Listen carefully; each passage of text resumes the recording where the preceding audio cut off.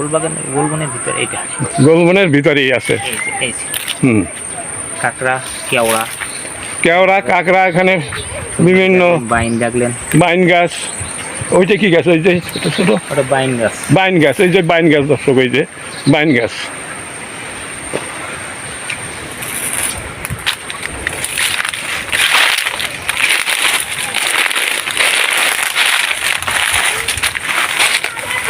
সুন্দরবনের ভিতরে আছি দর্শক, সুন্দরবনের ভিতরে আমি আছি এখন, সুন্দরবনের ভিতরে, গভীর বনের ভিতরে না।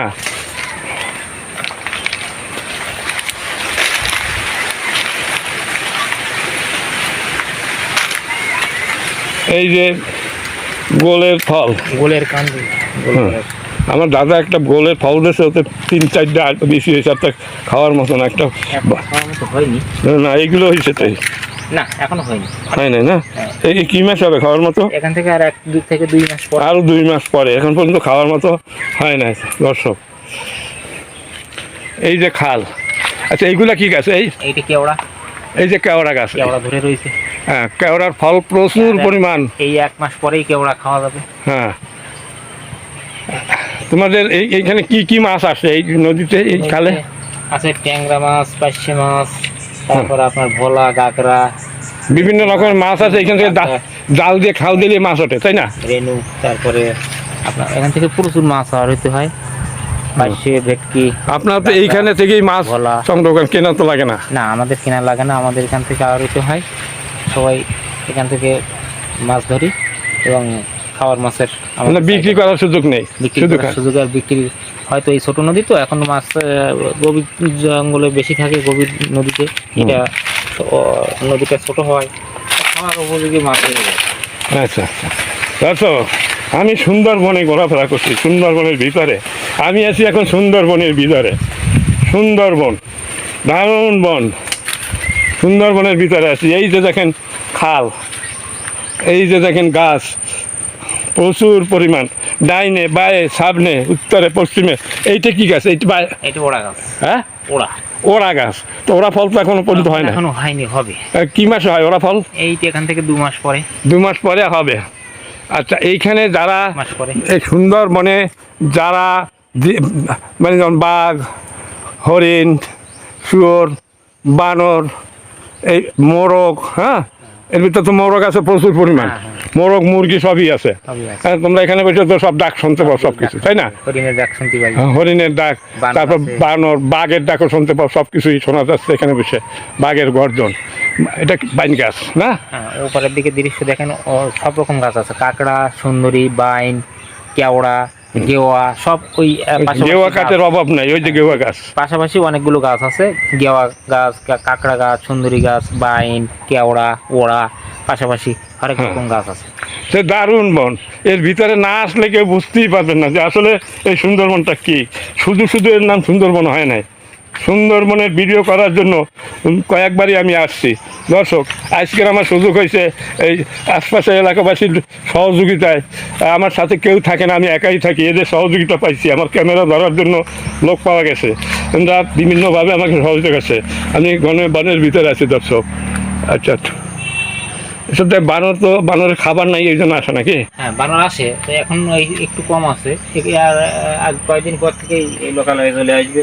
একটু আপনাদের বাড়ি থেকে আম নিয়ে গেছে, পেয়ারা নিয়ে গেছে, এখন ওরা সুযোগ পাইলে আইসা ফল পাকড়া নিয়ে যায়, জঙ্গলে খাওয়ার কম যখন থাকে বাড়ির দিকে ওরা চলে আসে, বাড়ির থেকে ফল যা যা পায় ওরা নিয়ে যায়। দর্শক, এই সেই সুন্দরবন, গভীর বন, এই যে দেখেন সুন্দরবনের ভিতরে আছি, দারুণ বন। এই যে এই গাছটা কি গাছ? এইটা ওইটা আপনার লতা গাছ। এটা কি গাছ? ওড়া গাছ। আচ্ছা, এই পাশে আছেন, কি গাছ, কি কি গাছ? গাছের নাম তো জানি না আমি, আপনি বলে দিবেন, আমার দর্শকেরা আমার মাধ্যমে জানতে পারবে যে কি কি গাছ। এই পাশে কেওড়া গাছ। হ্যাঁ, এগুলো তো কেওড়া গাছ। এই যে বড় বড় গাছ, কি গাছে? এটা কেওড়া গাছ। এগুলো কেওড়া গাছ। কেওড়া গাছ তো অনেক বড় হয়, তাই না? অনেক বড়। আর এইগুলো দেখেন, এই যে কাটা গাছ, এগুলো জংলি গাছ। এই যে লতা বা এই কাটা, এগুলো কাটা গাছ। হ্যাঁ, বিভিন্ন রকম ওই নিচ দিয়ে জংলি হয়, জংলি লতা। হ্যাঁ, সুন্দরী গাছের চারা মাঝে মধ্যে এই দেখেন এখান থেকে বেশ কিছু সুন্দরী চারা উপরে। এই তো হরিণ তো এখানে অনবরত আছে, এই তো মানে হরিণের পাড়া রাস্তা এইদিকে আসে মনে হয়। হ্যাঁ পার হয়, এখান থেকে পার হয়, তো পাড়ার খোঁজ দেখা যায়। হুম, আমি একেবারে গভীর হাঁটতে হাঁটতে গভীর বনের ভিতরে চলে এসেছি দর্শক। এটা হাঁটা যায় না, মানে কষ্ট হয় হাঁটতে। হ্যাঁ, এই যে এইগুলো ওই যে মাথা মাথা জায়গায় এসে কী বলে রে? এই লতা গাছ, হ্যাঁ? আর এই কাটা গাছ লতা, না এই যে ওইগুলো হচ্ছে লতা, এই যে এইগুলো। ওইগুলো হচ্ছে ম্যানগ্রোভ, ওই শ্বাসমূল কেওড়া গাছের ম্যানগ্রোভ। হ্যাঁ, ওই দেখেন এটাও খুব সুন্দর দৃশ্য, দর্শকদের দেখান। আচ্ছা, এইগুলোই বড় হবে আস্তে আস্তে নাকি? ম্যানগ্রোভ জঙ্গল বলে যেটা শ্বাসমূল নেওয়ার জন্য। হ্যাঁ, একটা গাছে অনেকগুলো এই শ্বাসমূল এই বেরোয়, এই এটা ম্যানগ্রোভের জন্য নাকি? বাইন গাছের বেরোয়, সুন্দরী গাছের বেরোয়, এই শ্বাসমূল, এগুলোর নাম হচ্ছে শ্বাসমূল। শ্বাসমূল এদেরই মানে? হ্যাঁ, ম্যানগ্রোভ, ম্যানগ্রোভ বন যেটা বলা হয় সেইটি। এই শ্বাসমূল একটা গাছের অনেকগুলো শিকড় তো নিচ দিয়ে থাকে, তারপরে এই শ্বাসমূল উপরে। এই যে একটা গাছের অনেকগুলো মূল থাকে, হ্যাঁ, শ্বাসমূল বলে, এটাকে বলে ম্যানগ্রোভ, তাই না? হ্যাঁ, ম্যানগ্রোভ। ম্যানগ্রোভ, যে গাছ, হ্যাঁ। ম্যানগ্রোভ বন কেন বলে বলেন দেখি? এই যে এর জন্য এর জন্যে। একটু যে হাঁটতে বড় কষ্ট হ্যাঁ, দর্শক, একটু হাঁটাই যায় না। এই দেখেন এই পা রাখবো যে সেই রকমের কায়দা নেই, একেবারে সে পা রাখার জায়গা খুব কম। এই জন্য এর নাম হচ্ছে ম্যানগ্রোভ। এখানে দৌড়াদৌড়ি করা খুবই কঠিন। হ্যাঁ, এর ভিতরে তো হাঁটাহাঁটি এমনভাবে করা যায় না। কে এর ভিতরে বাঘেরও তো কষ্ট হয় আসলে। হ্যাঁ, এই যে গাছ, কি গাছ এটা? কেওড়া, কেওড়া গাছ। আর আমার এটা ধরা, এটাও কেওড়া। কেওড়া গাছ। দর্শক, তোমার নাম কি জানো? বিশ্বজিৎ। বিশ্বজিতের সহযোগিতায়, বিশ্বজিৎ বাবুর সহযোগিতায় আমি ভিডিওগুলো করতে পারতেছি।